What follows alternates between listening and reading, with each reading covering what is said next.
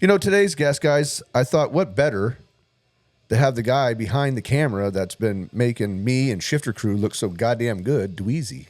What's up, dude? And the really neat part about it is getting to know him. Like, there's so many similarities. You're sober. You like to eat meat. So do I. So that's a win. And you do a lot of cool shit. And you travel. You ride dirt bikes. Yeah, we travel way too much. Right. I know. You're always on the road. Yeah. Even you're psyching people out when you're posting you're in Florida, but you're really in Texas. I love it. But people don't even think twice about it, though.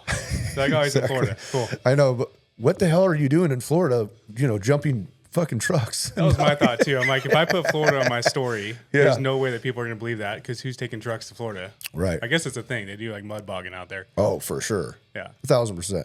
So where are you from, man? Wildemar, here. Here, local. Yeah. Born and raised. I was born in Glendora, and then I think when I was like 6 months old, I moved to Wildemar, and then I've been there since. And then the last we're in Awanga now. Awanga, like 20 miles east of Temecula. Mm-hmm. But yeah, hometown is Wildemar, and yeah. You never had to leave. No. It's beautiful. You know what's so cool about this? And I talked to my buddy Otto about this. Temecula has its own smell because of the sage. Like, I smelt it this morning when I was coming in. It just, like, it hits you like a ton of bricks, because even like where I'm in San Diego, like, there's still sage, but it's like abundant here. It's so much. Like, it just overwhelms, dude. I'm coming down the hill and I'm like, God damn, there's that sage smell, I'm sure where you're at, you just smell it's also traffic. You hit sage in traffic when you're coming down that hill. That is true. That is very true. God, there's a lot of traffic. Temecula.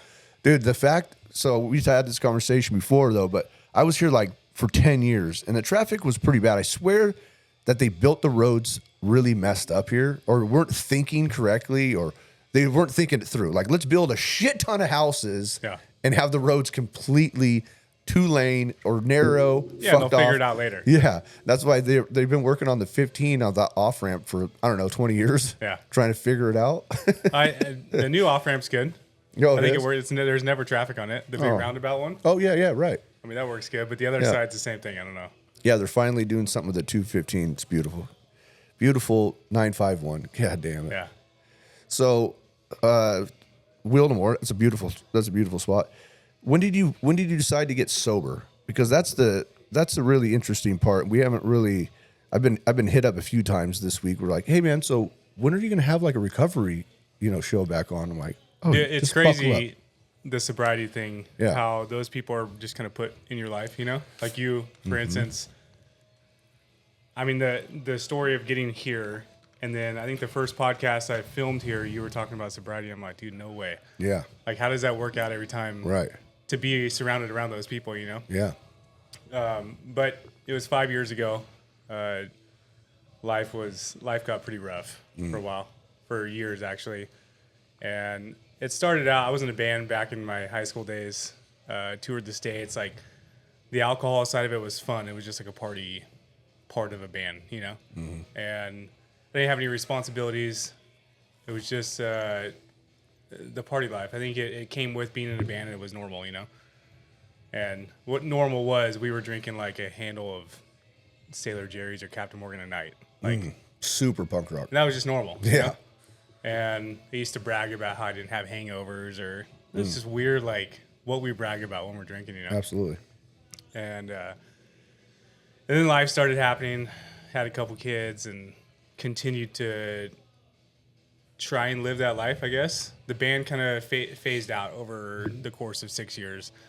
Quit playing drums, and I was just living this like construction life of drinking, and that was it. And bringing that party home by yourself doesn't work at all. I tried for years and years. It was a 13-year run of almost blackout drunk every night. Like, that's what I did. I can't even tell you how many days I missed blacking out. Like, that was just what I did, Smoke a pack of cigarettes a night while you're drinking, like, just the typical. And you kind of like walk around bragging about how I can get to my construction job at 5 o'clock in the morning and run 60 guys. And life was just like a big dick competition, Like, what am I doing better than everybody else? But deep down inside, like, my life sucked. Like, I was beginning to like hate myself, And relationships weren't working out at all.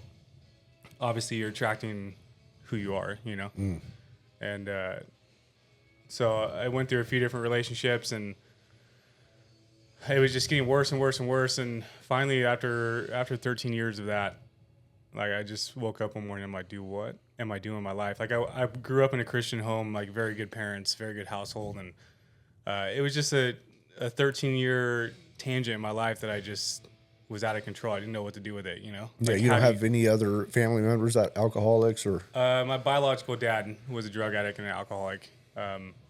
He passed away when I was 18. We didn't talk. That's a whole nother story. He abused my mom. So when I was 6 months old, she left him, and that's when she found my stepdad who adopted me. So he's my real dad. I have his last name, and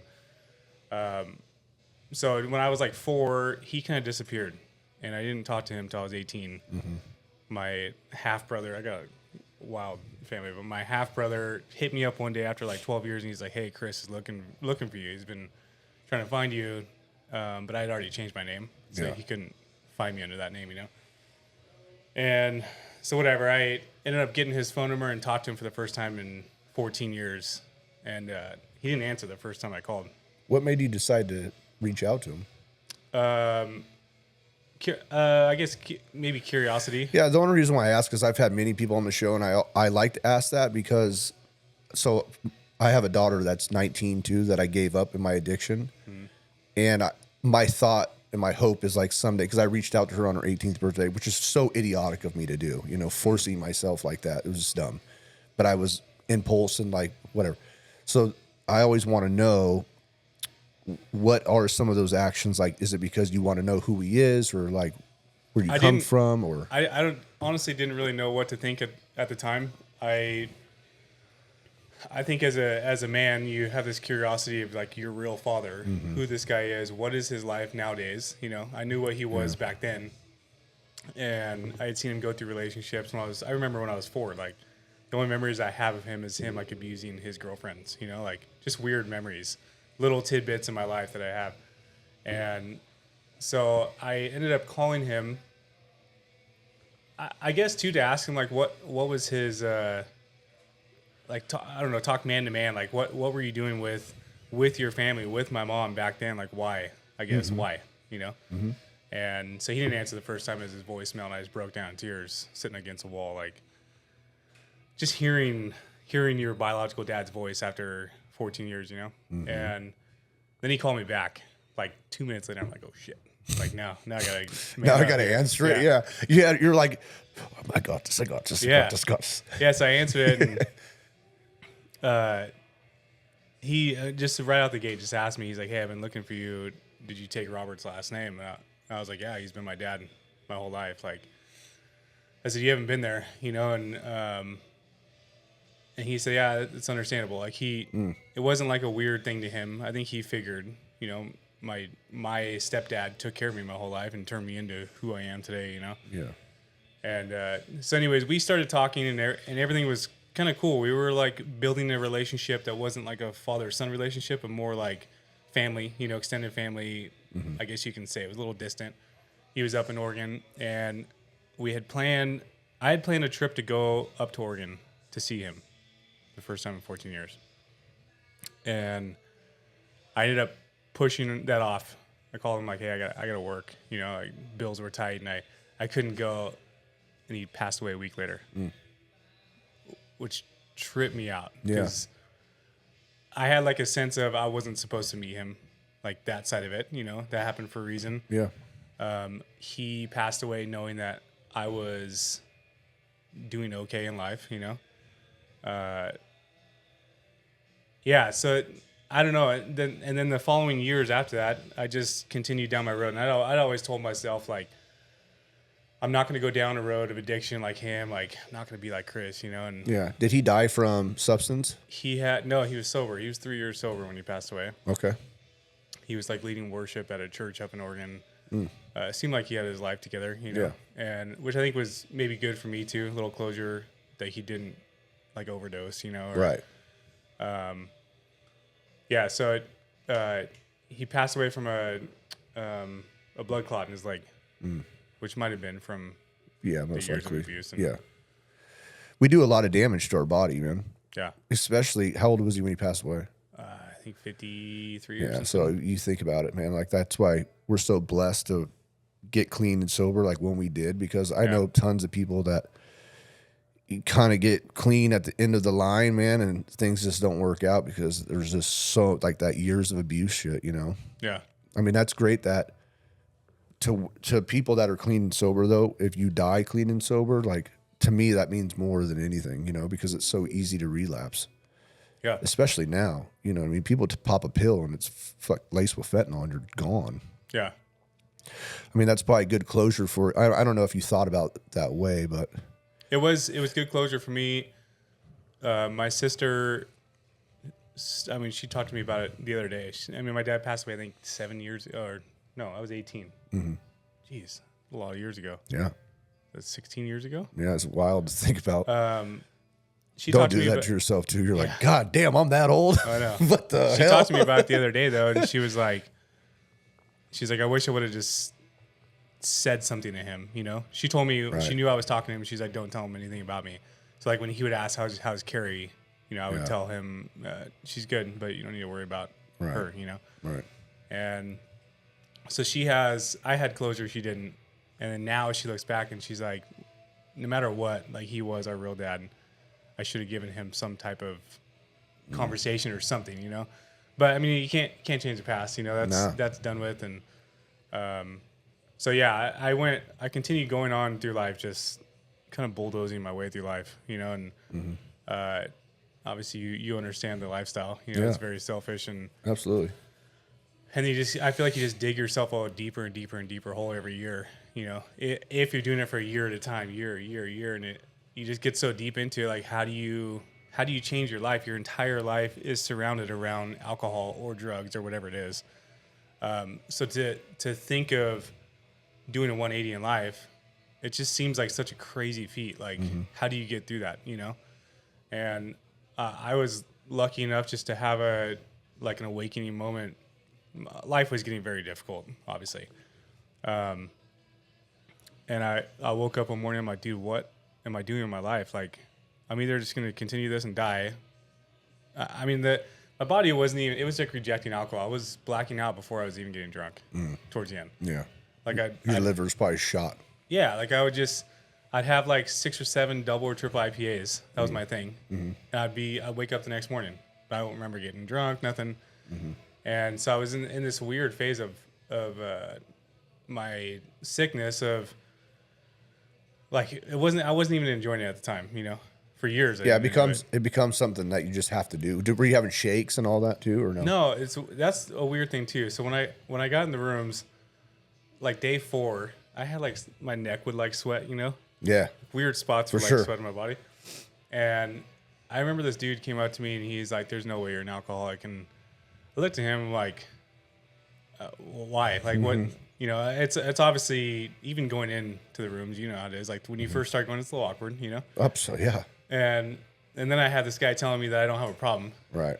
I'm like, okay, well, you don't know my life, but explain. Yeah. And he's like, oh, you should be having the shakes right now. You should be sweating uncontrollably everywhere. I'm like, all right, dude, whatever. Like I know where I'm at right now. And I had like 4 days and I was stoked on that, you know?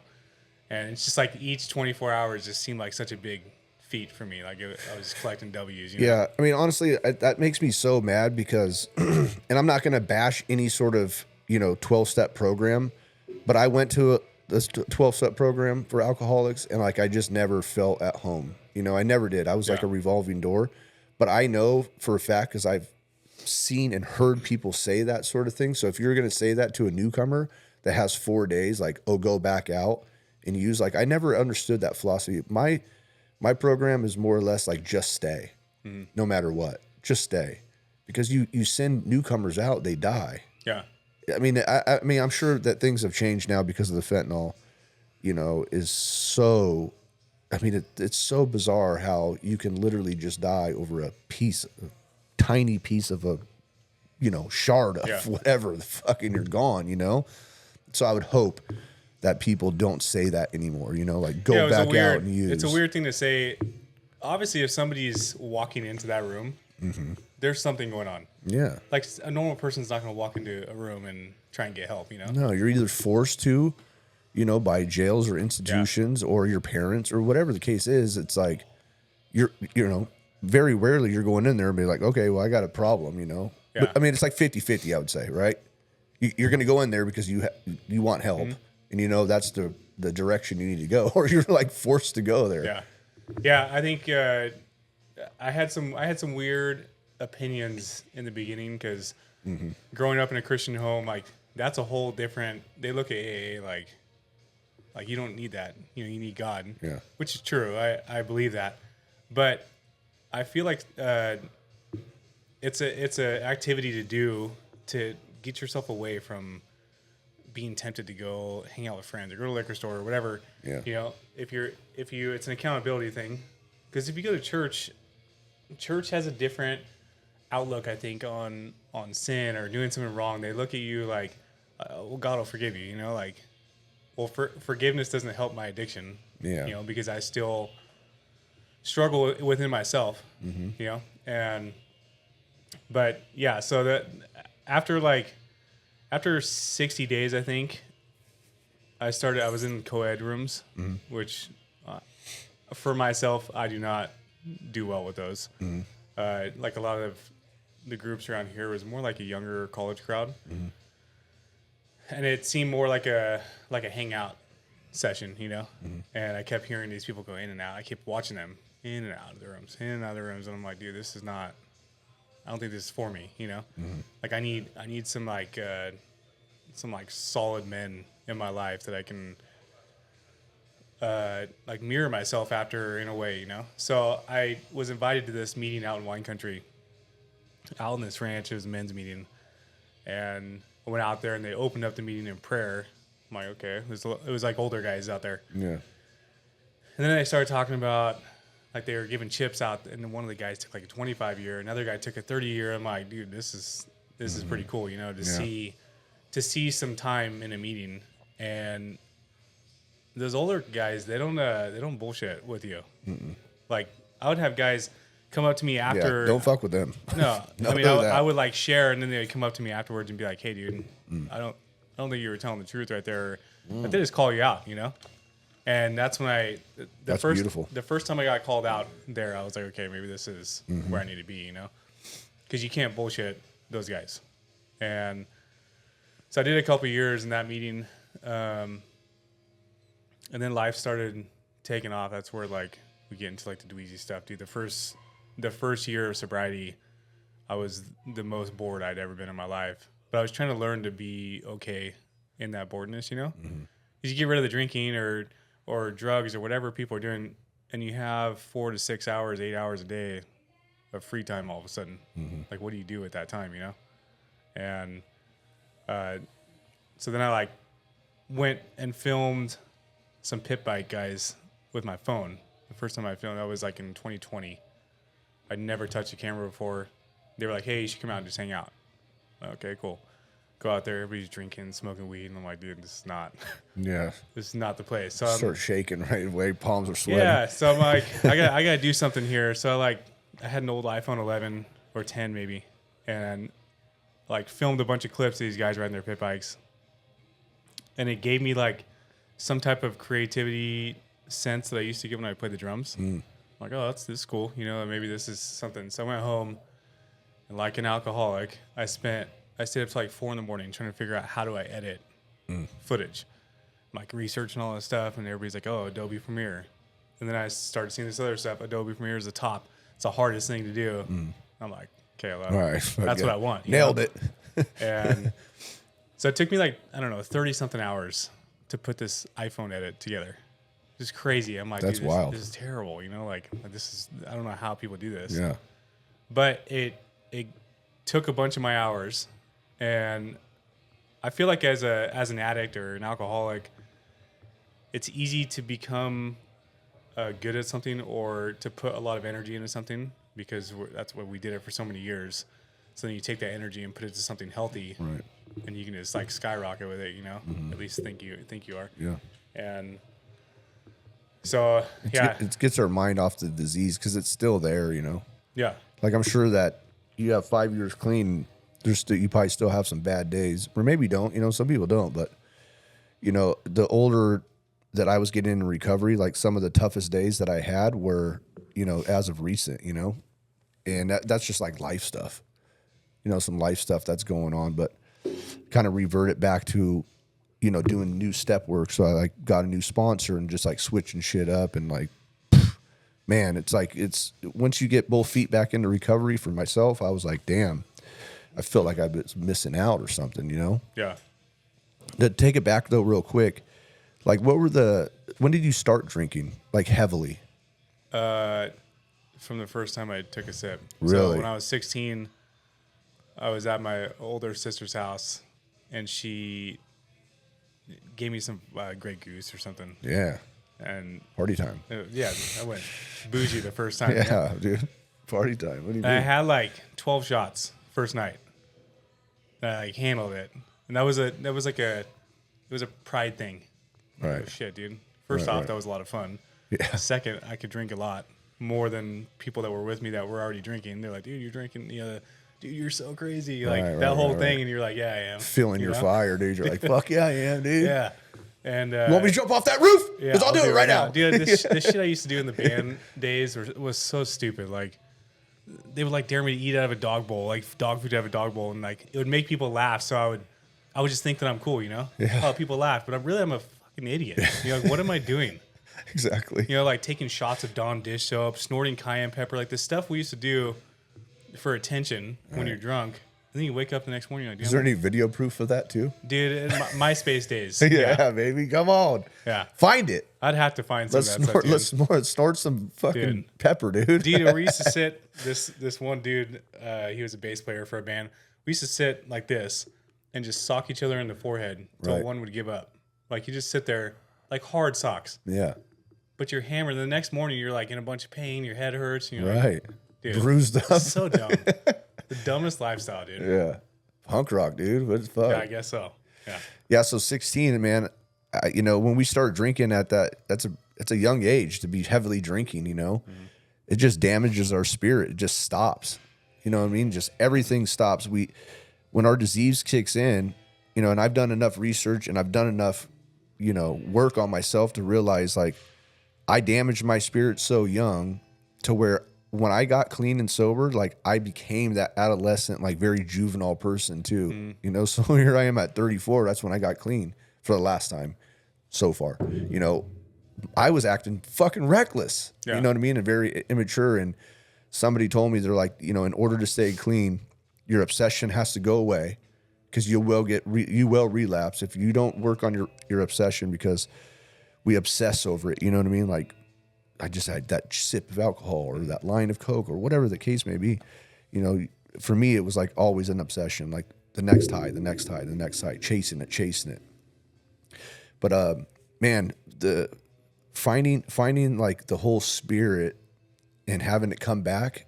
And it's kind of like what you were saying. It's actually a lot like you're saying, like we find this creativity and we do things that fill that void, Yeah. right? Because we've just been hiding behind a bottle for so long. Alcohol is an insane drug, dude. It's bad. It's really crazy.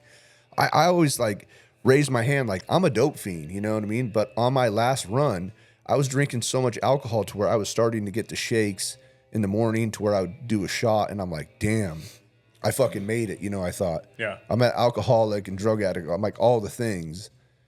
And I'm like, I felt so bad because I used to be such an egotistical fucking drug addict to where it was like, you're not a real fucking addict if you're not shooting heroin. You know, crazy. It's fucking it's crazy to think about. And so God's like, all right, motherfucker, here you go. You know what I mean? I'm going to show you. Alcohol was gnarly to kick. I thought there was a few days where I'm like, I'm going to fucking die. My heart was just pounding. It is weird for me in my life and in certain addictions that I've stopped. Once your mind is there, like alcohol, I feel like maybe should have been more difficult for me to stop with the amount of years that I did it. I'm glad it wasn't. Like, I'm not going to sit here and complain about Yeah. like it wasn't easy. Like the first 90 days, like I obviously had a lot of days where I was like, dude, You didn't go to a treatment center or nothing? You just No, quit? just cold turkeyed it. That's amazing. And the same thing with like nicotine.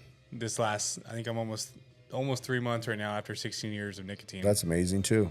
But that was the same thing. Like I've tried You to have quit. obviously, you have a really strong willpower to do that because most people just can't do it by themselves. You know that you have to be thrown and locked it took away. 16 years to get to it. Yeah, but still though, it still takes a lot of people. I know people that have whatever the case is, and they're like, I had to be locked up or I had to be thrown into this program. To have no way of getting to it. You know what I mean? Because it's once again, it goes back to that obsession. You know what I mean? It's so loud to where you can't. It controls your life. Yeah. So for you to be like, I'm done, that's fucking amazing. Well, the nicotine one, I had just gotten done with a 72-hour fast, and that once I completed that fast, I felt unstoppable. I'm like, maybe now's the time. Like I was just pumped on that willpower. Like, okay, well, I just completed 72 hours. Of no you didn't food. want to like strangle anybody, like you know what I mean, like for like the no quitting nicotine, yeah. The second day, I was driving back from a job in Huntington Beach. I sat through like 2.5 hours of traffic. That was probably the most anger I had at life. But dude, it was bad. Like I just wanted to like pop people everywhere because it was, I don't know. But once I got through that hour and a half, 2 hours, I haven't looked back. I haven't had one day. I've had days where like my mind will play games. I'm like, well, I don't feel any different. Not vaping, you know. So why did I quit? I'll have like thoughts like that in my head. Oh, right. But then I have to remind myself why I quit. I used to smoke cigarettes, and going from smoking cigarettes to vaping, I felt 100 times better. But then with vaping, the last like year, I'd wake up and I'd have a bunch of phlegm in my throat, and like it was getting to the same stuff that smoking used to do to me, but maybe not as bad. And I more wanted to quit, so I wasn't relying on anything. Like I was tired of relying on something. Dude, I'd be like, I'd go to pick something up and I'd have a vape in my hand, but it wouldn't click in my head why I can't pick something up. And until I'd stare down, I'm like, oh shit, I have a vape in my hand. Vape in your hand. It's so dumb. You know? Right. And then the money too. Vapes I used to be cheaper than cigarettes when I was smoking or vaping like a mod. Right. Cost like $25 every 2 weeks or something. But then you go to the disposable ones and you're $25 every 3 days. Yeah. Like it. It's like they got you. Then you're at like an addiction cost. You know? Yeah, for sure. It's the same. I'm struggling right now with Zins, dude. And I have to go and have my friends from other states give me the flavor that I want because they don't sell them anymore. But I was thinking about it, and we've had conversations about that too. And you told me that story, and I'm like, I can easily do it. But the only times that I've quit any sort of tobacco and all that has been incarcerated. You know what I mean? And I was already kicking dope, so I couldn't even tell. You know what I mean? Like the thoughts of cigarettes were gone. Yeah. But man, I thought memories come on Facebook from back in the day, you know, and I'll be there with a cigarette out of my mouth, and I'm like, one of the posts was like, I'll die with this in my mouth. Because that's how I literally felt, even clean. Like, I'm going to smoke forever. And I had that. I always, it's like God or odd. You'll hear me say that a lot on the show because it's so true, man. Like, I just felt like somebody was telling me, like, it's time. And that was it. Like, I just quit. Well, take that back. I quit once, and then I went right back to it, right? Because I was like trying to vape, and I was trying to chew tobacco and all of the things. But this time, I was like, yeah, I'm done. I chewed tobacco, and then I got onto the Zins, and now, I mean, I've quit for like 3.5 years, but I've been heavily on the Zimbabwe's. A lot of people. As a matter of fact, Zin, you should probably just sponsor the podcast. Yeah, I feel like the Zins have society right now. By the balls. Yeah. I know so many people. Like we went to Ocotillo a couple weeks ago, and they all had like our friends had like a drinking night. You know, we just went for the day. Yeah. So we got there at 7:30 in the morning. We're gonna do a day of riding, a little date night a date day with Sterling, and we get there at 7:30, and everybody's passed out, hungover. Okay, cool. And you look around the camp, and there's Zin cans everywhere. There's just Twisted Teas everywhere. Yeah. Like I personally like seeing stuff like that because it reminds me, like, you know, watching them all get up and have to go through their like morning routine of. They're all talking about like what they do better to get rid of their hangover. I'm like, dude, this is dumb. Yeah.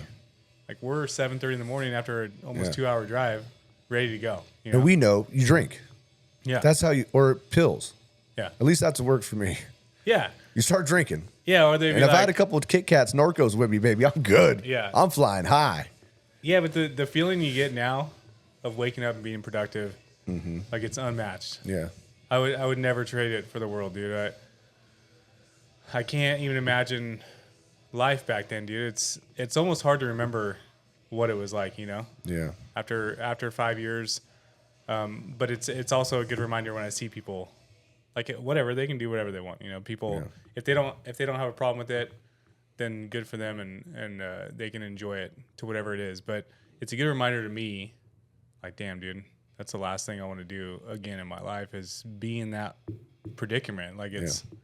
Then you got to try and figure out the rest of your day, or like the older you get, people are like, oh yeah, hangovers are 2 days now. They're 3 days now. I'm like, why? It's brutal. Why? Well, the thing about it is I try to be, you know, because I have friends that still drink, and I try to, you know, be Switzerland about it. But the thing about it is, man, like you are drinking poison. You know what I'm saying? Like there's nutrition facts and all this other shit on there, but they're not saying like how bad that just messes your entire insides up too. Yeah. I mean, that's the thing. If you are ingesting something and you're throwing up, that's a sign. Your body's rejecting it. Yeah. And of course, I've said this on the show, and I'll tell you, it's a fucking banger, dude, because the story of my life was I would drink and take pills before I start doing heroin. And I was drinking and I took some pills and I immediately threw up. And then my addict behavior, I went through my puke and like got the pills, like, you know, that were still there, like not dissolved all the way. And I stuck them back in my mouth. You know what I mean? That's where my disease got me. Here's a question though for you. Do you feel uncomfortable around people that drink? Like, so you said you went out there for the day. Is like staying the night with your friends and they're partying and drinking, is that too much for you, or is that okay? No, we're actually around it. In our industry, we film off-road. It's everywhere.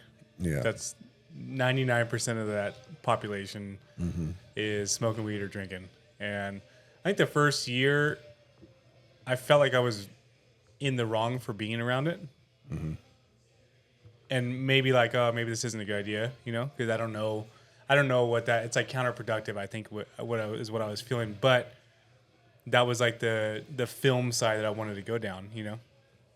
I think any film side of any industry in the film side is going to be, you're going to find that, you know. So the first year I felt strange about it. But now, I mean, I know all those people very well. I see them in and out of what they do with their life. I see the chaos in their life. It's very in my face of what I don't want, you know? And then also like we went to Michigan to film Midwest Dirt Fest out there, and it's a party scene. Midwest people, they get down. They're like, it's like 1,000 people. It's probably the coolest crowd of partiers I've ever seen in my life. Like 1,000 people who half of them don't know each other, but they party as if they're best friends and family. And so like when stuff like that's going down, I always have work to do, editing or stuff to do. So we'll go out, hang out with everybody for like an hour just to show face, and then we'll go in at 9 o'clock, 9:30, finish up what we're doing for the day, get some good sleep, and then wake up the next day, we're ready to go. Everybody else is getting up out of their RVs just trashed. Yeah, you know? still hungover. So we just don't party all night with people, you know? Yeah. I know for myself, and I know others too, like there was a time that it was still a little bit uncomfortable, and I never really experienced any sort of drugs until like recently, and it was like there, and it was like really uncomfortable for me to where I was like, yeah, I got to go, because I can be in around a bar. I mean, doing shows too, you know, you're around people, but I saw drugs for the first time, and I was like, oof. And honestly, my thought process immediately was do a gummer. And then I'm like, what the fuck? You know what I mean? My recovery kicked in. But that was it's like my first thought, you know what I mean? Like, which I was shocked. I'm like, dude, 9 years clean. And like, you know, I saw some stuff on the table in the bathroom, and I was like, do the gummer. What the fuck? No, you know what I mean? No, I'm clean. And I just got the fuck out of there, and I told my wife, I'm like, we got to go. That's crazy, dude. It's nuts. Yeah. You know what I mean? And like I said, but it shows you what addiction is. And 1,000%, because it could have been so easy for me to, you know, do some shit. And I know tons of people in recovery too, bro. Like they'll relapse off whippets or like whipped cream. You know what I mean? Just to get a head. You know what I mean? Like a head change. And it's so powerful, dude. Like that's why it's so hard. I think that people that have like strong willpower, it sounds like you do, really. That you're really set up for success because it's not going to affect you that much. But definitely, I would suggest like just stay vigilant because you just never know. Yeah. You know what I mean? That's the scary part. Like I thought it was like walking around with my chest out. You know what I mean? I'm Mr. Recovery. Then next thing you know, I see some Coke on a table. I'm like, do a gummer. What? The fuck? That's crazy. Yeah. I think in our industry too, the off-road side, everybody knows that I don't drink. Yeah. So I'll walk around with like a Mineragua or like a Topo Chico, the glass bottles. Yeah. Because they're like my favorite thing in the world. Right. And people will like come up to me and be like, dude, you're drinking? Like they'll check me and I'm like, no, it's water. Yeah. They're like, oh shit, dude, I thought you were drinking. I was about to be like, what are you doing? Yeah. You know? What are you doing? Yeah. So it's kind of funny that the people who are drunk are still looking at me like they know where my life is and what I'm doing. And but I agree, you have to. You really never know when life can take a turn with that stuff, and they say to remember your last drink and where you were at, and it's you have to like for myself. I have to remind myself sometimes where life was because life is really good now, and it's easy to get complacent or just going through the motions of a good life. It's not stressful. It's not chaotic like it used to be. Yeah. And you just kind of, for me, I get in this like part of life where it just feels like everything's good and nothing, like you said, your chest is kind of up. Nothing can really stop you. Yeah, yeah, totally. And until it kicks you right in the face. You're like, fucking whoa. Yeah. How'd that happen? How am I back in jail? Like, how am I in handcuffs? Luckily, I never had to experience that one. Yeah, see, that was good too. You didn't have to go to a program. Like, you didn't get any DUIs. No. See, you had a great. Yeah, and I got lucky. Definitely. You were rolling the dice. I never drove with an open container because I thought that was bad. Okay. But I drove drunk all the time. Right. However that works out in my brain, Which it doesn't. No. It doesn't. But I mean, a good road soda is pretty nice, Yeah. I must admit. Man, when I was pumping concrete here in Temecula, I would have a cooler with a few things of ice, waters, and I would be Coors Light. You know what I mean? All day long. And I thought to myself, my first DUI was here, and I could have got, so the CHP was like somebody that I worked with, and I was so drunk and belligerent. Like, he was like wanting to help me and called this guy. And I was just like, fuck him and fuck this. And you know what I mean? He's like, all right, you're going in. Yeah. You know what I mean? Like, it's just stupid shit, man. Stupid shit. That's crazy. You said you have nine years? Yeah. 9 years. June, I'll have 10. Coming up on that 10, dude. Dude, I never would have thought in a million years, like, I knew that I was done. Like, I didn't want to go back to jail anymore. Like, that was a miserable time the last time that I was locked up. And I knew that, there was a guy that was going in and out of jail. And like, I was in there long enough to where I saw him get healthy. And then he came back within, a month later, maybe 3 weeks later. And he was just like a wreck. And I just saw myself. And that was like another like God shot to me, like I can't do all this stuff by myself. Like, there's definitely a higher power or something that's helping me, And I knew at that moment to where, there was other things too. It was like the probation officer, like before I would never admit it, but the guy like helped me save my life too. He put me into this spot and like everything happened and lined up when it was supposed to, Yeah. The people that I met, we all stayed clean together. And it's nuts how I have a few friends that I went to this program with and we're still clean. There has been people in the group that have relapsed and came back and, didn't die. But we just had like a solid core group of people and we just like kind of just got clean and went to meetings and had created this life. So they were friends with you before you got clean? No. I have my friends that I grew up with now, like I made an amends to them, which was like really one of the toughest things I had to do because I had a really close friend like that was really upset with me because you don't shoot dope, It's one thing to be drunk, but so like that was always in the back of my mind. It's nuts how like God works in my life too. Like I would have like crazy vivid dreams and I don't really have dreams that I remember, right? but I would always have dreams about these two guys all the time. And they were like gnarly too. Like they were getting me in prison one time. I told them, I'm like, yeah, you were like beating me up and we're in prison, and something happened in their life and I decided to reach out and then we connected that way. And it was just like, the most solid amends I think I've ever made, even to my mom, with this person met so much and he still does. I was just talking to him on the phone before we got on. So like, he means so much to me to where, like making that amends, it literally just, it filled me up so much. Have you had that experience yet where you're like, you had to like, you knew that you did something wrong to that person to where you had to make an amends to him? Like, hey, I was a real fuckhead. Yeah, I have one buddy. We were actually just talking about him on the way up here today. Yeah. He was like we met in high school. We worked for United Van Lines together. Like we were moving people's houses, Oh, what a fun job. Dude.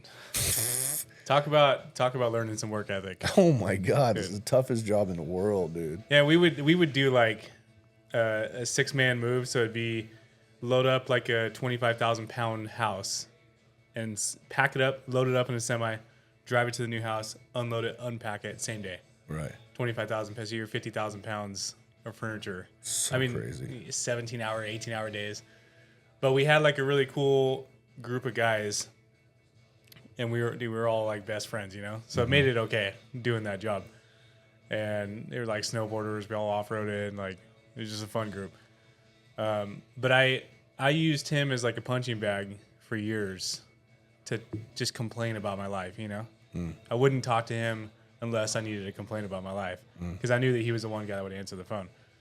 But you don't think about the toll that takes on somebody else. Just years and years of just negative. And finally he told me one day, he's like, hey, he texted me. He basically just said, he's like, hey dude, I can't do this anymore. Like we used to be really close friends, and he's like, I give you advice all the time on what I think you should do in your life, and you don't do shit. He's like, I'm just tired of hearing from you, to be honest. That hurt because I was like the one person I had to just like dump all my baggage on, and I obviously respected him to a point. I think too in my life I was in a weird spot. I didn't feel like I had any positivity coming out of my life, so I didn't know what to share on a good side of life or even to like hang out. I feel like I couldn't hang out with somebody because I knew that their life was better than me. Like it was just a weird time in life, So we went like, I don't know, 4 or 5 years, maybe 6 years without talking. And once I started going through steps and like figuring all that stuff out, I'm like, he was one impactful person that I had in my life. I'm like, dude, I gotta make things right with this guy. So I just sent him a text because he asked for me to not talk to him anymore. So I just shot him a text and I said, hey, dude, I just want you to know I love you. I appreciate everything you've done for my life. And just basically told him that I was wrong for the way I used him for the however many amount of years, And he didn't respond. I sent him a long text. He didn't respond for like, I don't know, 2 or 3 months. And I was okay with that. Like I said my piece. Yeah. And I was okay. Like if he doesn't ever respond, cool.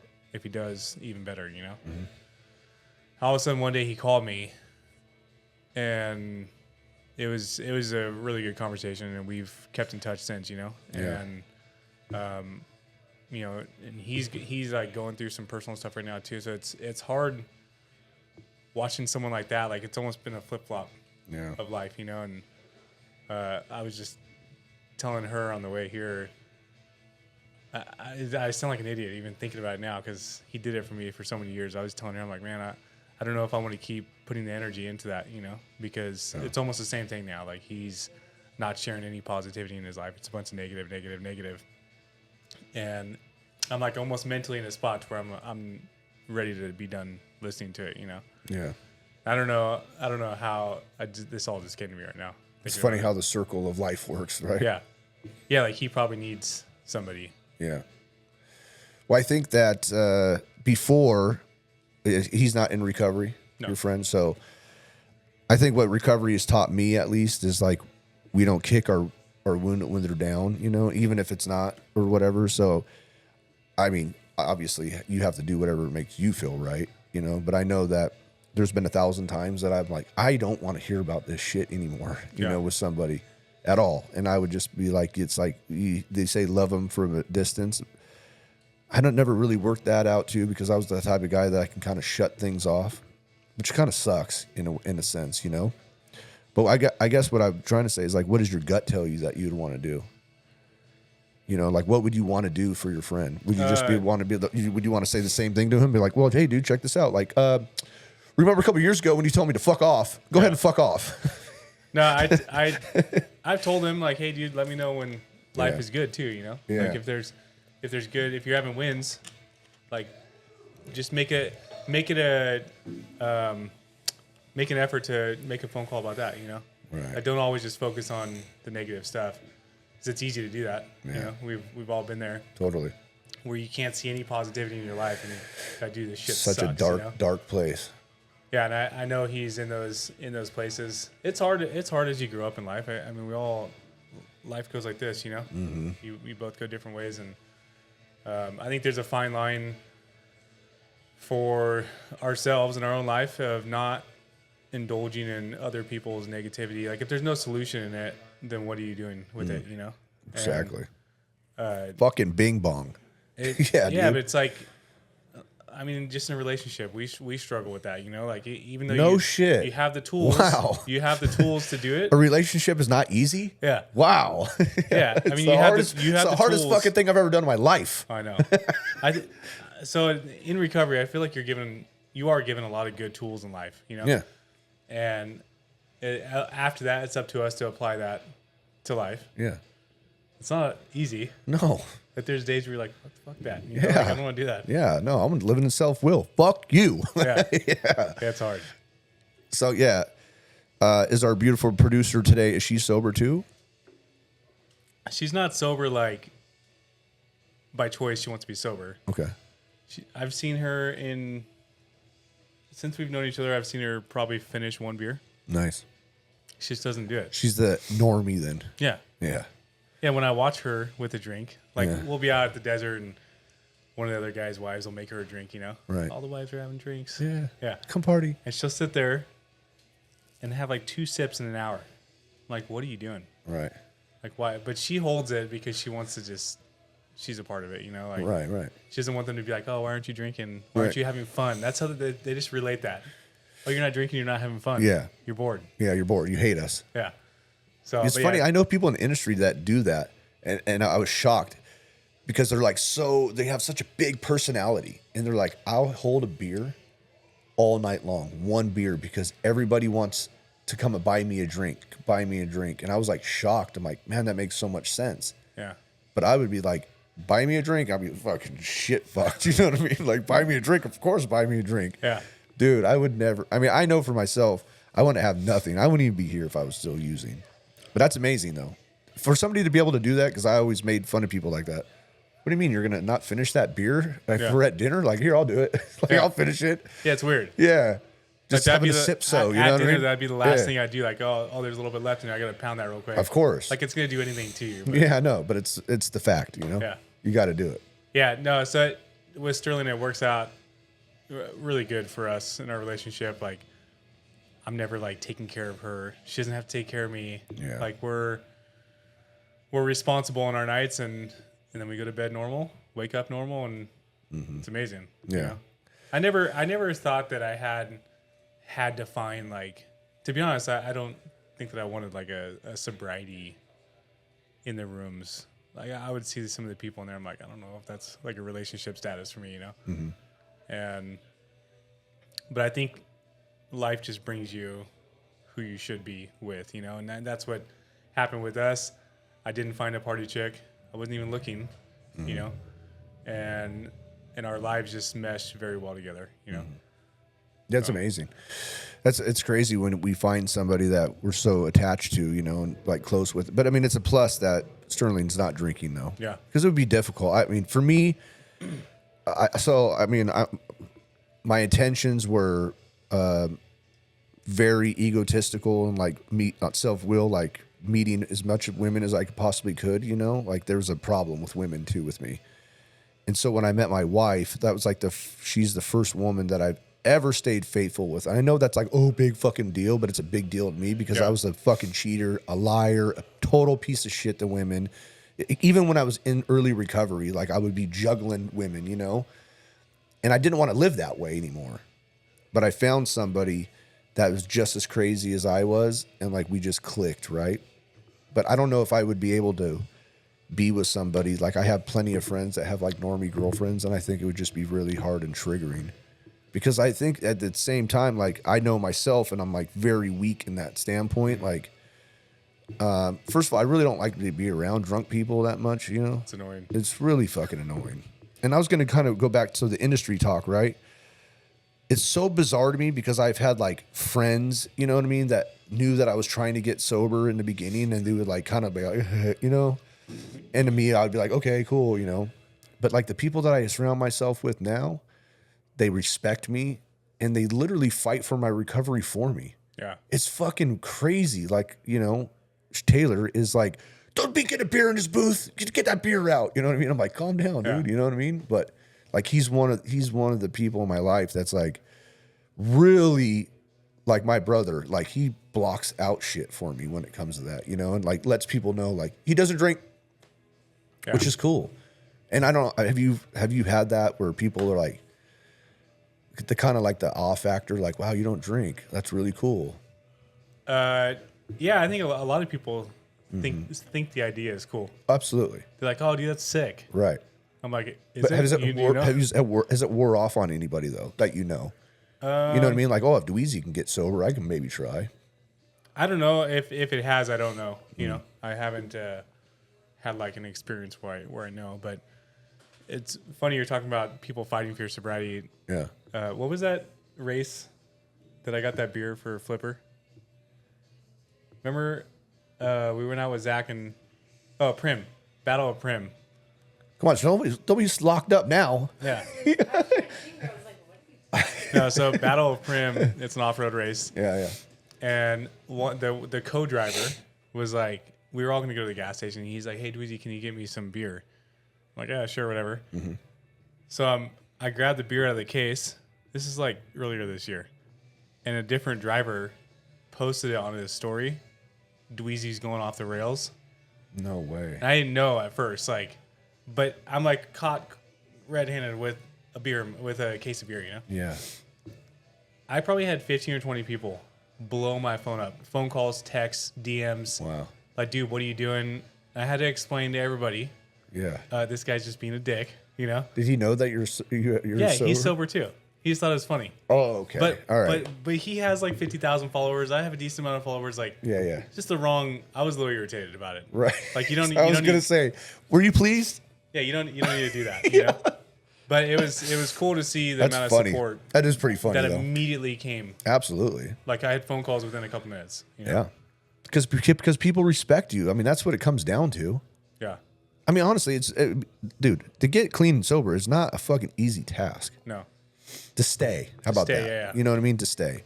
Yeah. Because, you know, 1,000 people can do like a weekend thing and whatever. But how funny were you? Like, fuck you, dude. Dude, I was so irritated. But I mean, dude, I how could you forget that, Sterling? That's a great moment. I kind of set myself up for that one.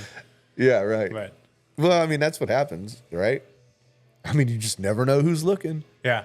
No, and it is weird. You know, you never know who's carnivore, dude. Like there's times where we'll go and like have a date night. Hey, let's go get Mexican food. Like once in a great while, and I'm like sitting there eating. I'm like, dude, like who sees me? You know? Well, I mean, you're kind of a big deal now on old TikTok, dude. So you never know. Have you met anybody from TikTok? Be like, wow, you're the carnivore guy. No. Okay. I have almost 112,000 followers, and I've never met anybody off of it. Isn't that nuts? Yeah. Except I hear from the off-road scene. Like a lot of people call me Liver King. Really? In the off-road side. As a shit talk. Right. Hey, Liver King. Yeah. I'm like, hey, cool, do you like liver? No. You know Liver King? No. Dude. Babe, look up Liver King and show this guy a picture of Liver King. All right.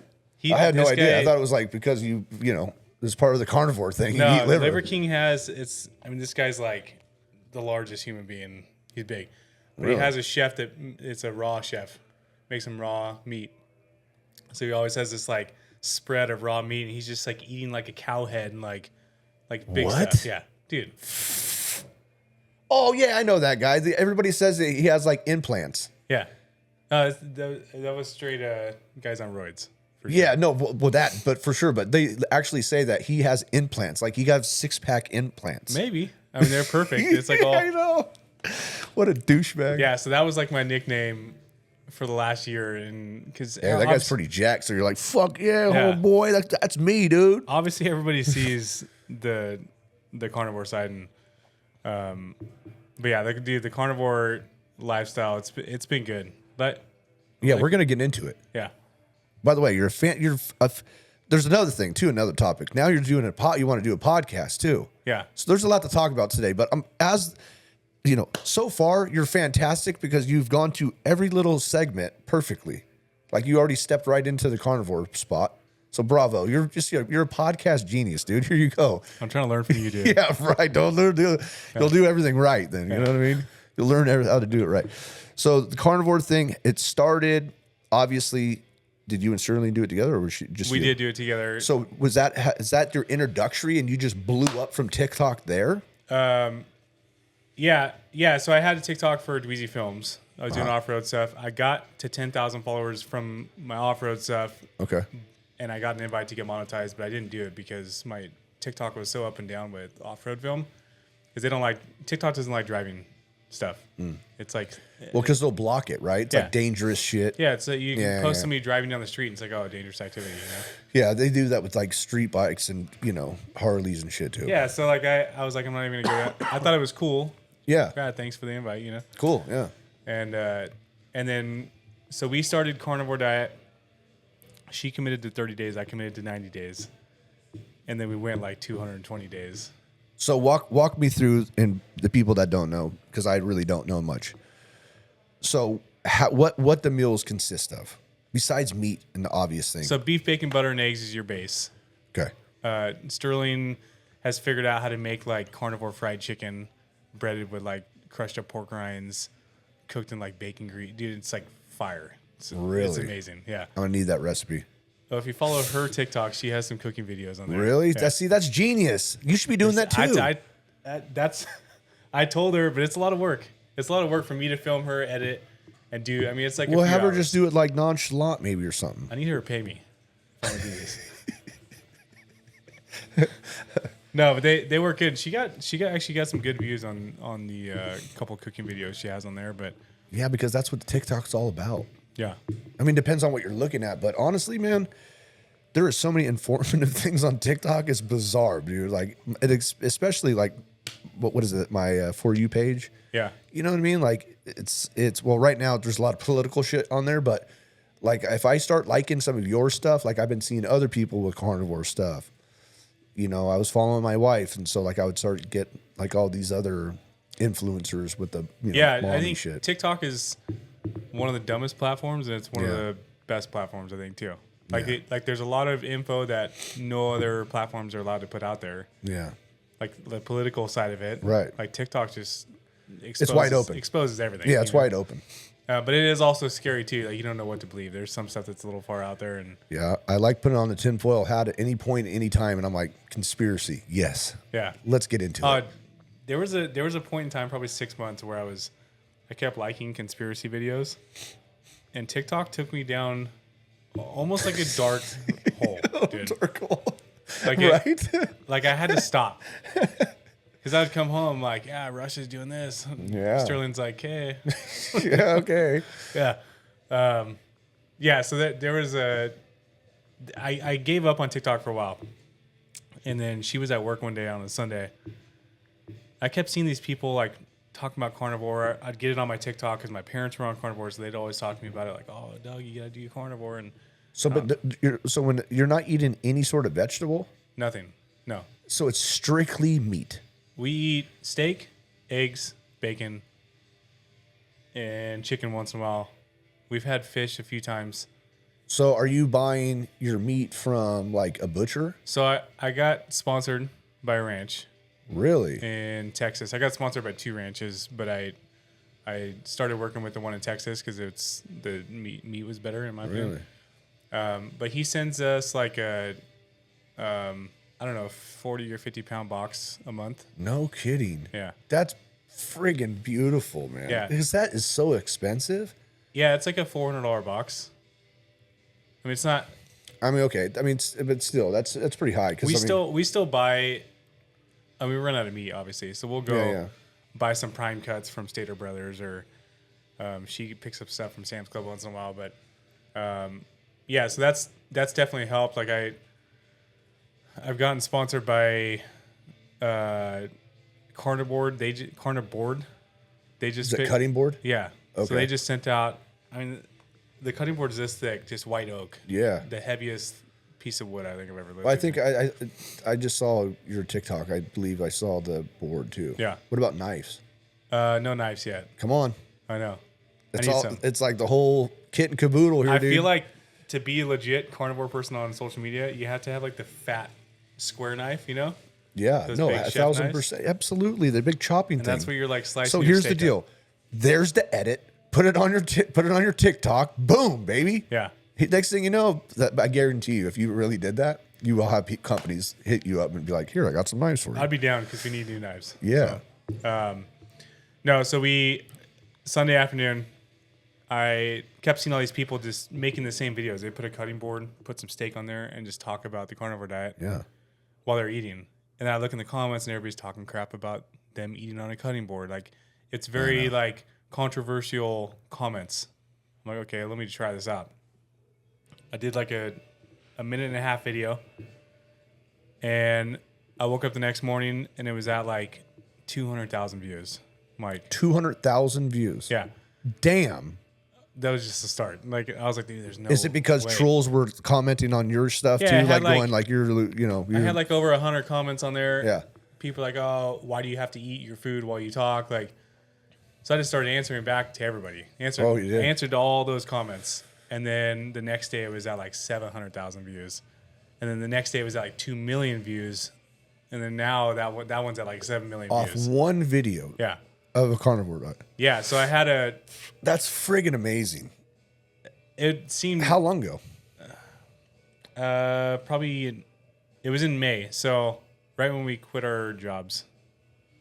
Not because of TikTok, but right when we quit our jobs is when I did that video. Probably 2 weeks before we quit. So that was last year or this year? This year. Wow. Yeah. And I gained like, in 2 days, I gained like 40 or 50,000 followers. So TikTok's weird. People follow you. Yeah, they do. It's not like Instagram. Yeah, like, no, it's a lot. I mean, I hate when people compare. They're like, "Oh, well, you have 20,000, followers on Instagram." And then if you have like 50 on TikTok, like they compare like, "Oh, well, that's still not the same on Instagram," which I don't understand. People are people. Yeah, it's I mean, different. unless there's just a ton of bots. I don't know. It's a different type of person though. The people on TikTok versus Instagram, and it's different people from Instagram to Facebook.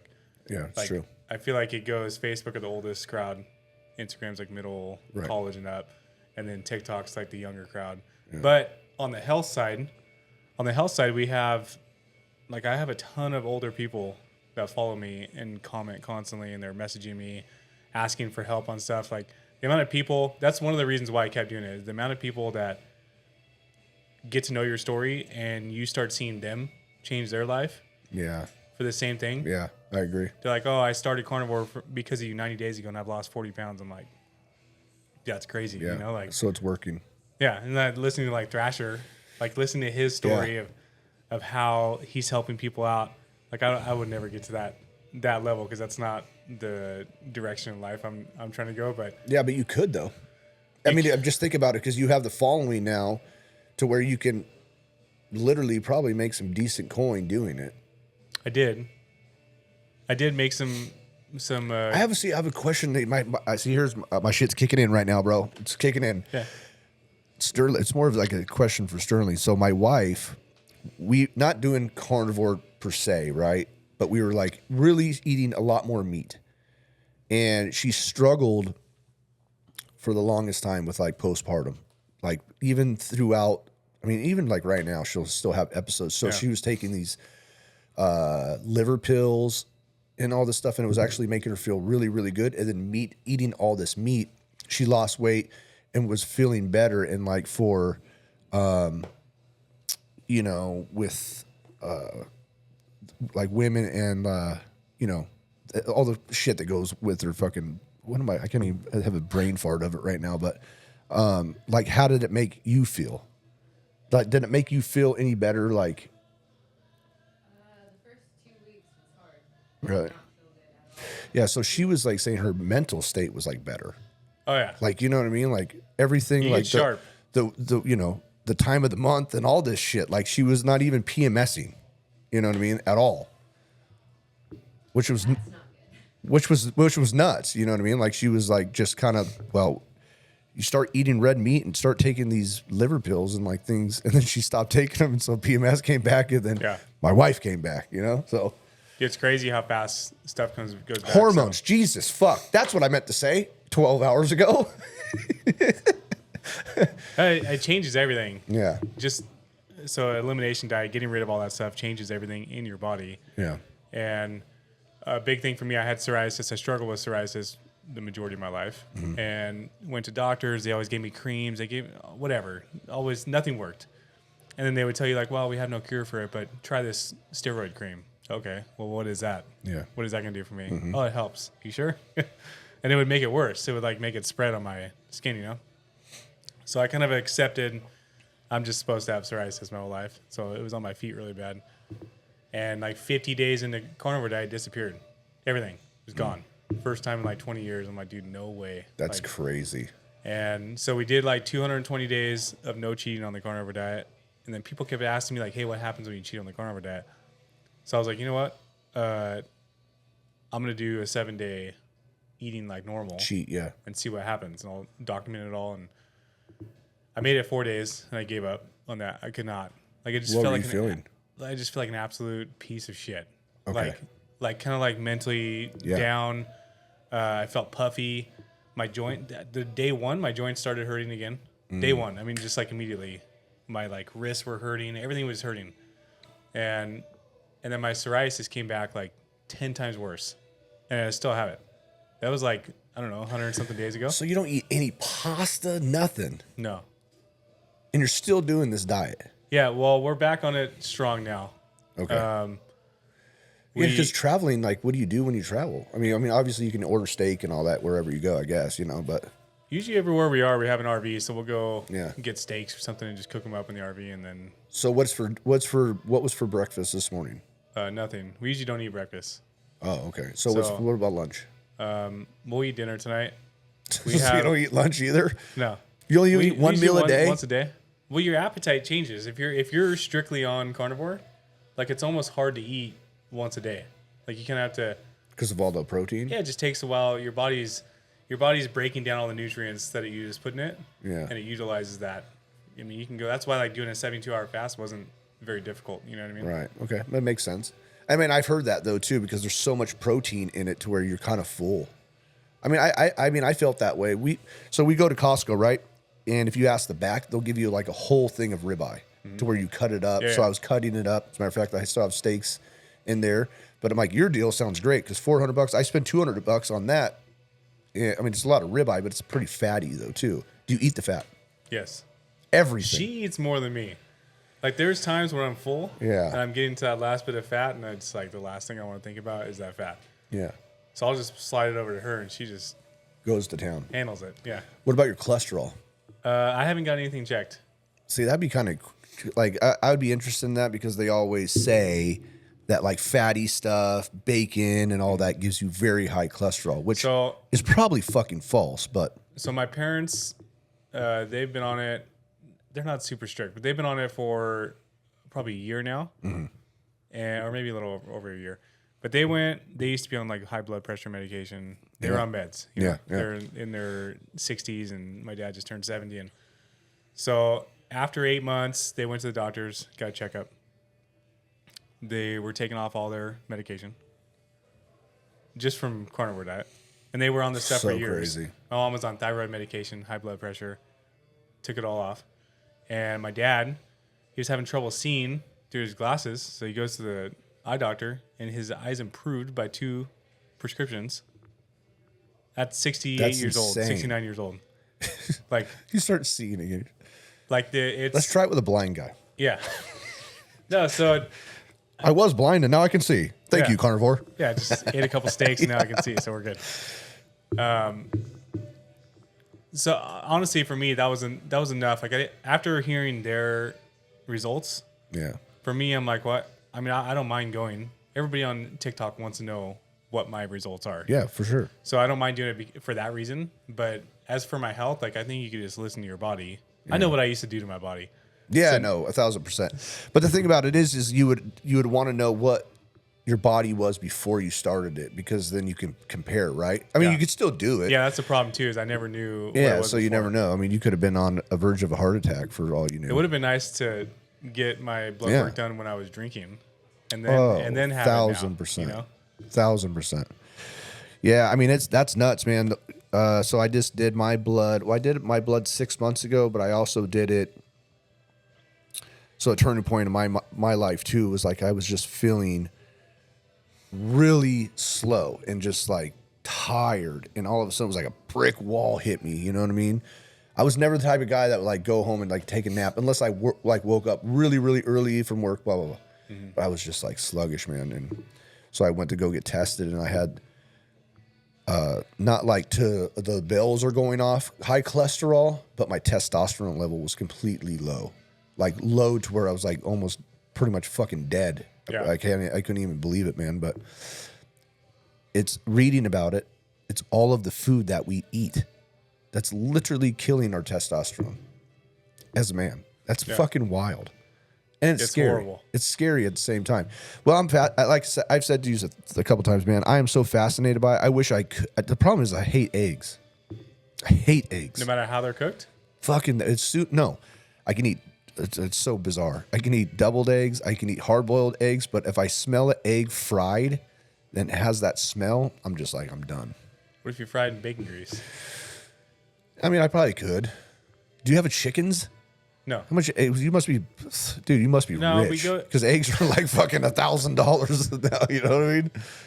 Yeah, we get good eggs too. Why don't you have chickens on your ranch? Well, we just moved there. Okay. We've only been there for 2 months. I've had chickens before. I don't know if with the amount of time we're gone, I don't know if it that's works true. out for us. That is true. You're right. Like I feel like we're in a different state every couple of weeks, you know? Yeah, that's true. Yeah, you would have to have. Yeah, no, that wouldn't work. Hopefully now the series that I've been filming is done. So hopefully for the next 6 months or so, we're home. Right. And like I've ridden my dirt bike like 2 days in a row now at home. You're stoked, It's right? weird. I feel like I'm doing something wrong, you know? Right. And we quit our jobs in May of this year. What were you guys doing? What were you doing? I was a marketing manager for LSK Suspension out in Fontana. They own 2 companies. They own Cowboys Manufacturing and LSK Suspension. They have 2 buildings on the same property. And so I had started there a year before that.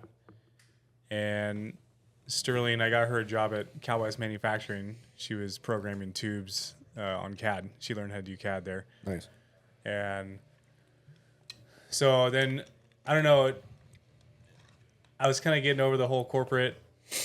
I mean, I've owned my own construction companies. I've been there, done that, and I was back to working for people. And once you work for yourself, it's so hard It's difficult. to go back to working for people. And my sponsor in AA, he always used to tell me, he's like, do you see the pattern in your life? He's like, you always think you're better than your bosses or the owners of these companies. And I'm like, yeah, it is a bad pattern, but I just enjoy.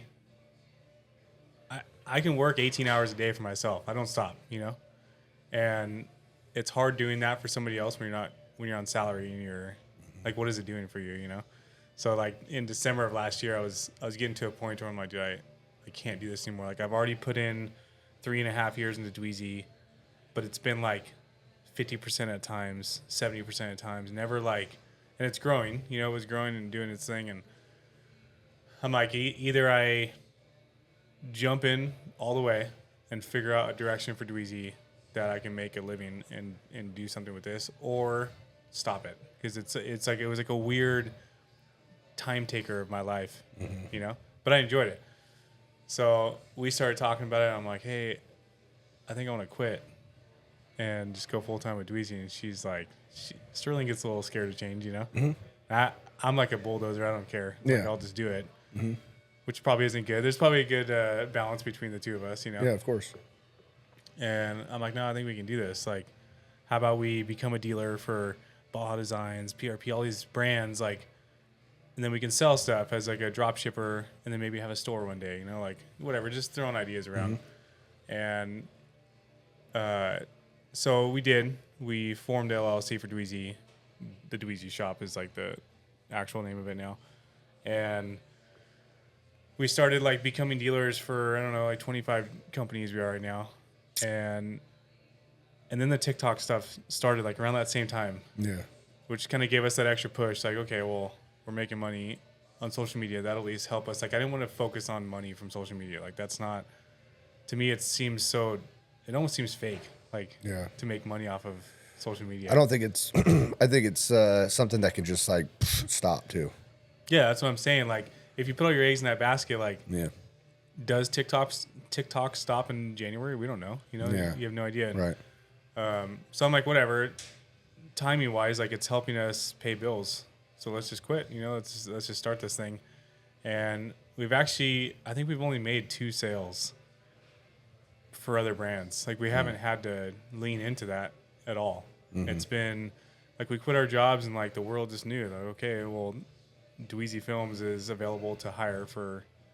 It's just weird how life works, you know? Yeah, yeah. All of a sudden people start calling. I get calls from random companies like, hey, you do social media for people? Like, I'm like, yeah, this is cool, you know? Yeah. And so it's worked out for the last 6 months.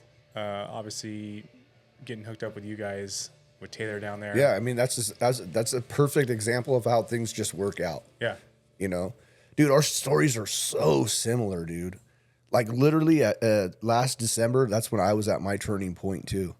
8 years as an assistant store manager of a big ass retail store. You know, it's a lot of work, but I've worked for myself too. Like, Yeah. I own my own concrete pump here in the valley. You know, so I always had that mindset, right? But on same thing with my wife, just like Sterling too. She's like, pump the brakes, homie. Like, we have a house. You know what I mean? And the thing about it is, so I had a podcast with Jace, and he said something, and he says that he's one of my favorite guests because he always says stuff that I always internalize. But he was like, we were talking about himself, and he was like, I can't make a bad decision at 40 years old. You know what I mean? At 30, I can make those mistakes and, Yeah. you know, recoup and like figure it out. But, you know, when you're at 40, and that's what that just hit me. I was like, damn, at the time I was like at 43 or 42, and I'm like, am I making the right decision? You know, there's always that fear. And I still live in fear today. You know, I feel like I'm chasing the dragon or tail and all this other shit, you know, but I don't know. For me to be working at home with my family is like, there's nothing better. I'd much rather just like, and how I'm living now is like, cool, bills are paid this month. Yeah. Now I'm going to focus on next month. And I do really good at that. Yeah. I really do good on hustle and drive. Like, that's a strong suit, you know? Yeah, I think Except when my wife's gone. there's a healthy fear that you have to have. But I feel like if you lean too far into that fear, it can hurt you. Oh, you know, 1,000%. really bad. Yeah, you're back in that negativity dark hole. Yeah. You know what I mean? I'm not good enough, especially for addicts. You know what I mean? Because we Yeah. can slip right back into that. Yeah, and then also, like, so I picked up a couple clients right off the get-go, and I had one that did not, they weren't paying, you know? They weren't paying out, and that was like a quick decision I had after a couple months of not getting paid. I'm like, dude, I can't do this, you know? Like, I already starting off with the business, like, I had to pump the brakes on that guy and then move, which frees up time for other work. I mean, there's plenty of work out there, you know? But it's easy to get comfortable in, like, it was fun shoots that we were doing, you know, so I enjoyed what I was doing too, but like, it doesn't pay the bills. If people aren't going to pay, it doesn't pay the bills. Like, you have to work the business side too, you know, it's not Yeah, just fun and absolutely. games of filming, and we get to do a lot of cool experiences. Like, we get to do a lot of stuff that I never thought I'd be doing, you know, in Yeah. life. And my camera's taken me to places that I would have never dreamt of. And then with Sterling, she does all the photography now for Dweezy. She didn't ever do photography before we met. That was Yeah. something like she used to go with me to Paris motocross, and I'd be filming guys there. And one day she's like, "Hey, can you teach me how to take pictures?" Like, I want to do this. So she started doing that, and now she's doing weddings. She's doing all types of photography, on her own. She's like, "Oh, I booked a shoot," like. That's really rad. And so it works out good now. She can do. It's a tough business to be in too. Yeah. Like I know people that did that and they're no longer doing it, because it dried up. I mean, it's kind of like a clothing brand in a sense too. It's pretty washed out. You know what I mean? There's a lot of photographers. I mean, you have people that just grab cameras and are like, made Instagram and I'm now the photographer, Yeah, same with the filming side, dude. There's so many filmers out there. I'm trying to step away from the social media side of filming. Obviously, it's needed. You have to keep that going. But there's a lot of filmers who just strictly focus on social media. And I want to be known for. I want the name Dweezy to be known for more than just Instagram posting, And so that's why we're doing the YouTube series we did this year, and then I'm talking to a guy from Discovery Channel, like possibly doing some work next year with some of that stuff. And I don't know, I want to keep advancing in the film side of the industry, and like branching out and working with Harley, I think is a cool one too. I've been stuck in off-road for the last couple of years. I don't say stuck, but Yeah. I've been in that space for a long time. And I want to do something more than just off-road. I want to get into the car scene, into the Harley scene, into the drift scene. Like, I just want more motorsports in general. If it has wheels, we talk about it, or we film it. You need to go to Sturgis then with us.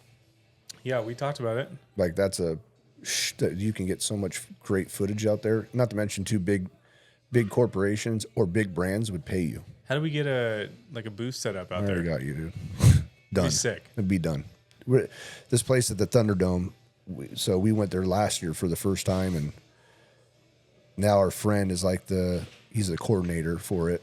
But it was pretty small. It's a huge venue, but it was like small. There's like a small group of us, right? And next year, I already know like other companies that are coming. But yeah, we'll talk after the show. But yeah, when is it? First week of August. Okay. So we get out there. When's Off Road Expo? So perfect. There you go. Sounds like an expensive time of the year. It really is. So last year I stayed out for the entire month, and it literally pretty much wiped me out because like I was saying, I overcommitted on some shit and still trying to catch up from that. That was a dumb move on my end. But I mean, next year is I already know 25 manifesting is going to be a better year for everybody. So let's fucking go. But yeah, you need to. The footage should be. I mean, even just like the cool footage, the culture and diversity out there is insane. Bro, you have Yeah, guys. it'd be cool to put together like a film. Yeah. Not like an Instagram post, but like a film. Yeah, you should. Oh, dude, film us. The fuck. Yeah. The whole drive out there, everything. It'd be sick. All of it. It's a reality show. And the group of guys that are with us, dude, we have a good time. It's a fucking party. Yeah, well, we'll talk. Yeah, but so the podcast thing. So what made you think about doing that? I did a podcast for LSK. I started one for LSK. I was trying to get more lifestyle brought into their company. Yeah. And I have a big network in the off-road side, so I'm like, dude, I'll just bring in all the top dogs. Yeah. We'll talk and whatever. But doing a podcast for a company as opposed to myself is very different. I didn't realize that until I started doing it. Like, you have to watch what you say. You have to be a little more professional. Mm-hmm. It's not as just like right now we're just shooting the shit, Mm-hmm. It wasn't like that. Yeah. And very corporate. Yeah, and then I originally I had set it up to I was just going to film it, produce it. That was it. And then the guy who was doing who was hosting it, well, he came up to me one day. He's like, dude, I don't want to do this anymore. Like, can you just do it? Like, yeah, I'll film it and host it. Wow. Sure. So I did 16 episodes straight, week after week after week. I just couldn't do it anymore. Like, it was the amount of time it was taking me to like edit the podcast. Plus, I was doing like 3 posts a day for their social media.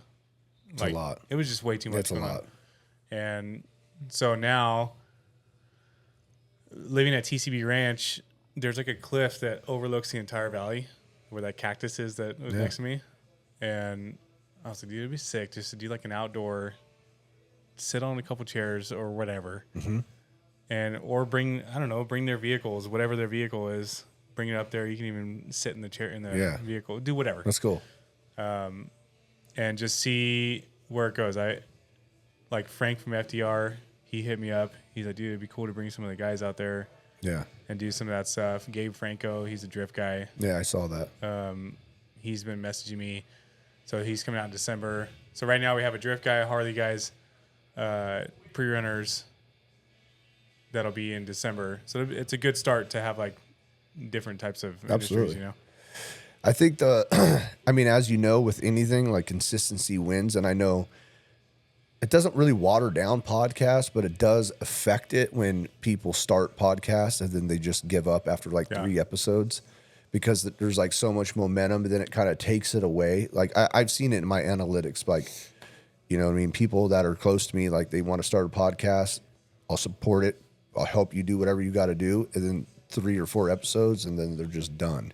Yeah. You know what I mean? It just kind of dilutes it, you know, but I mean, as you know, I mean, that's not the thing that you don't know, obviously, but I think that doing podcasts are just so cool, man, because people figure out, or they get to know you on a different level than what they're just seeing on social media. Yeah.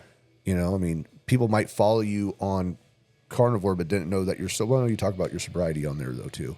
You know what I mean? Just having conversations with people, they're like, man, he's a real fucking asshole. Or God, he's really cool. And I want people to know the highs and lows of like, dude, social media is so fake. The whole persona on social media is so fake. I want people to understand the highs and lows of what these guys do on a day-to-day basis. You know, like Blake Wilkie or, you know, all these guys who are, Wilkie will be in Florida one day and he's in Glamis the next day. How did he get all his vehicles to Glamis the next, you know, like, or the work it took to get all those things running to go to that trip, you know?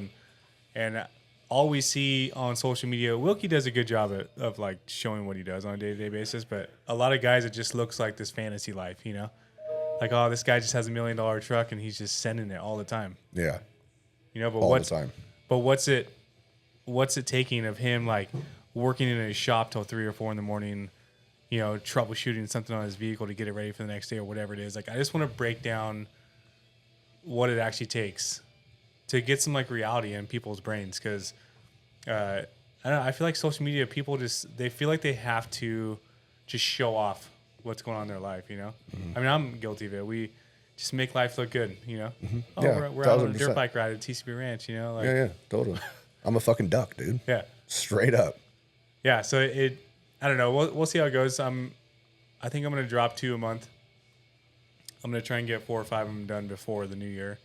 So starting January, I have like 2 or 3 months worth of that I can do. Cause I think that's where it gets hard too, is like I'll be busy working, obviously. Yeah. And if I don't get ahead of that, then I already know I'm going to get overwhelmed with it. And then boy, when you made that announcement, I was like, dude, this dude's crazy. Cause you're everywhere. I mean, you're doing stuff for us. You're doing stuff for yourself. You're traveling. And as of recent, you're like posting again on Carnivore, you know what I mean? Which is that's pretty easy to do. You're eating every day, so you can film yourself. I get that part. But you're already. Still sure. The Carnivore I mean, no, I know. Did you edit that too, or you just do it live? I just edit that on CapCut because I can put the captions in there. I got it. But I mean, I feel like you're already stretched pretty thin now. Well, you know? Getting rid of, so now that the Flight School series that we've been doing on YouTube is finishing up, that's like 200 hours a month.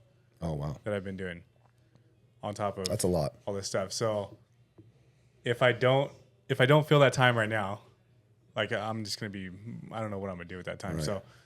So for me, doing a couple hours of podcasts here and there, like at least takes up some of that time, but I also don't want to fill all that time either. It's been way too much, you know? So how are you going to do it up there?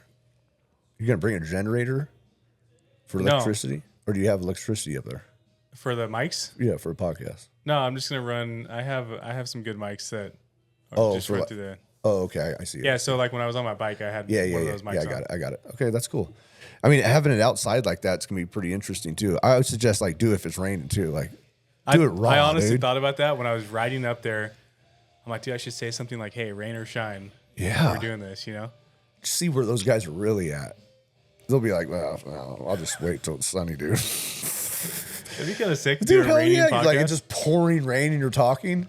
I mean, for me, it would be like cool for a little bit, but then I'd just be like fucking shivering because it gets cold as shit there too where you once live. in a while, it snows up there too, so it'd be Yeah. cool to do one in the snow too. Oh, that's so good, dude. Yeah. Man, well, I mean, you fascinate me. I mean, this whole time of meeting you, like, and it just dawned on me on the last show, and I'm like, I got to have you on because of everything. And now knowing more too, it's like we have so many similar stories, like, and connected at the same times frames too, of like quitting and like starting and going all in and traveling. Like last year, this year, I traveled so much, you know, to where I'm like, I don't even know if I want to do that, but because it was like, man, I'm like making money, but you know, just like paying for the trip is not really making money. Yeah. You know what I mean? It's like paying yourself back. But yeah, man, I mean, I'm excited to just keep doing what we're doing. And I know it's going to take some time and some more, get some momentum, but it's pretty rad for me, just to kind of like just turn everything on and have a conversation with people that like you take care of everything and make it look really cool. And, you know, like I was saying before the show, the last show that we did, like the lighting and everything that you're doing, you're like, you have a really good eye for this shit, man. So, and I know Taylor says the same thing. We're like, we just say all the time, we're like, Dweezy's going to get us famous, dude. You know what I mean? It's a joke. It's a joke. You know what I mean? But it's like, we never know. Yeah, we're on track. You know what I mean? We're on track to do some really cool shit. And like, man, next year, I like even just bringing you out to Sturgis. Yeah, we should do some podcasts out there. Oh, 1,000%. That's what I did. Like they set me up, bro. Like this place is a huge dome, right? And there's bars everywhere. Like they had a big old stage for a concert. Well, there's like this like high tower place, right? And I had this banner hanging over it. And I was doing podcasts with people live. You know what I mean? That's cool. I mean, it was cool. I mean, Did you guys ride there? No, I drove. Because I had the kids and the trailer and all the merch and all that. Taylor did ride, though. Yeah, we need to figure out a road glide for us. Oh, have you met my friend McConna? Yeah. Pretty goddamn he easy. He tried to... Sponsored by Old Town Temecula Harley. Come and get you some. Yeah. And if you get injured... Law Tigers. If you or anybody you know has been injured, call 1-800 Law Tigers. There's the ad. Boom.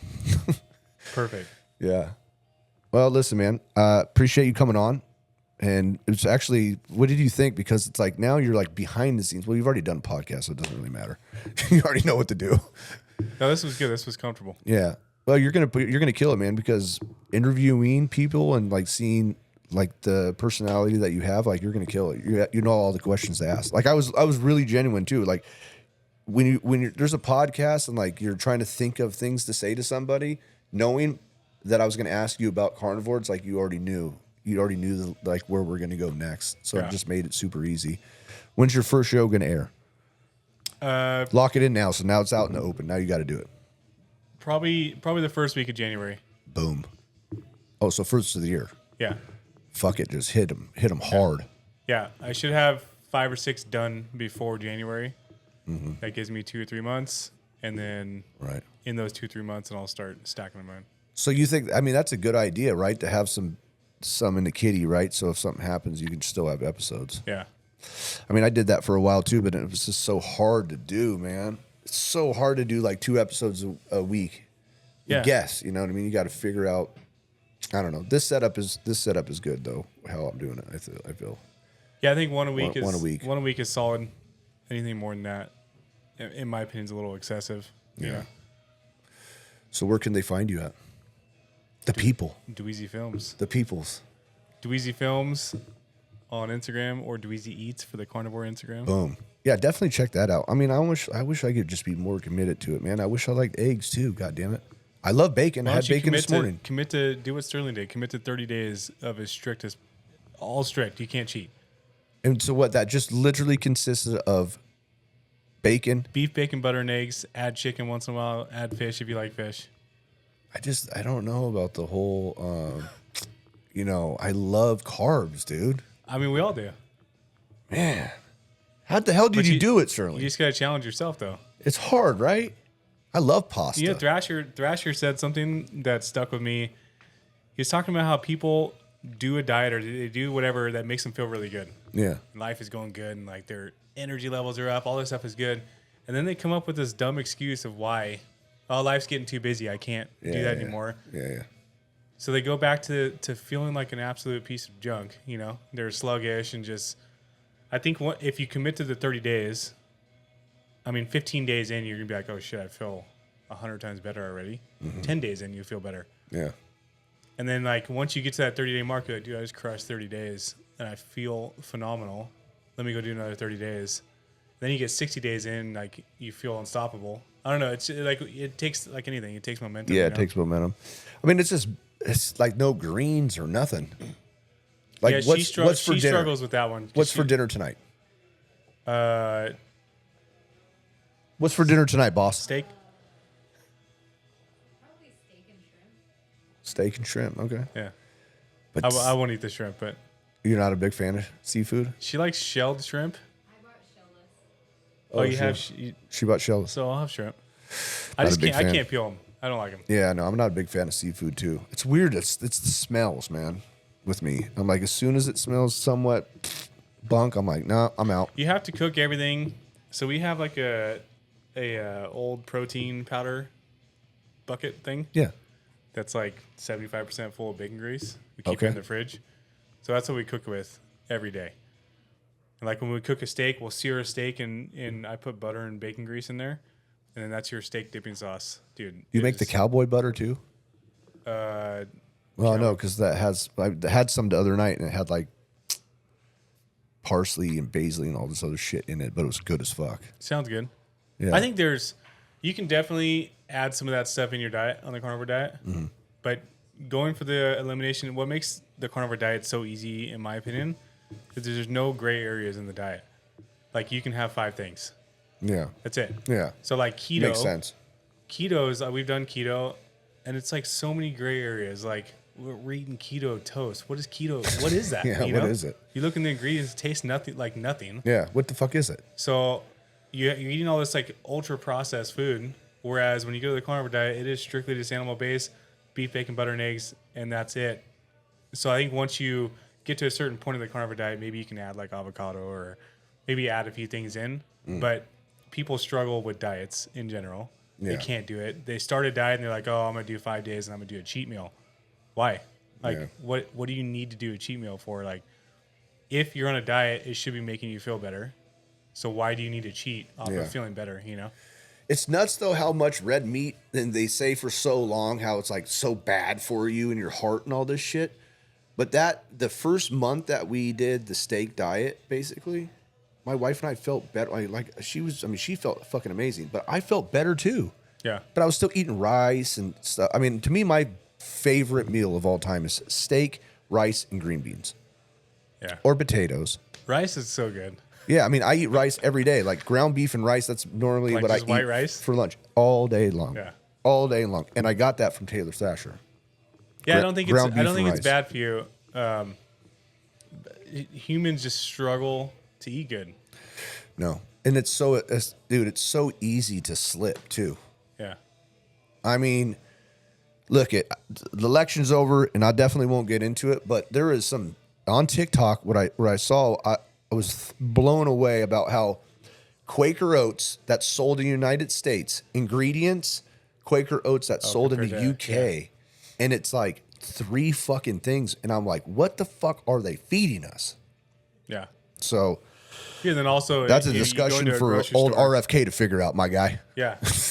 We're relying on you. Figure it the fuck out, homie. You go through like once you're buying groceries on this diet, you're only shopping. They say shop on the outskirts, which would be like the meat market, Yeah. eggs, dairy. Right.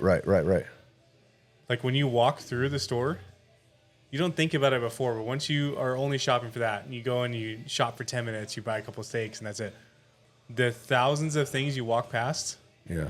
I mean, just like box after box after box of crackers, chips, all this stuff. Yeah. There's just thousands of things that none of us know what's in it. So if you eat a normal standard American diet, you're eating how many thousands of different ingredients a day that you're just trying to put into your body, and then we all wonder why our bodies are freaking out about. Yeah. You know? Well, that's what they say when you go into the supermarket too. Like everything on the outside perimeter is what you should be eating, and everything in the center is trash. Yeah. Which makes sense because you have produce. I mean, there's obviously cake and all that other crap, right, in the bakery, but produce, then you go to your meat, and then your dairy and all that stuff. Isn't it hard, though, to not eat cheese? Oh, we eat cheese now. Oh, so you're breaking the diet? Yeah.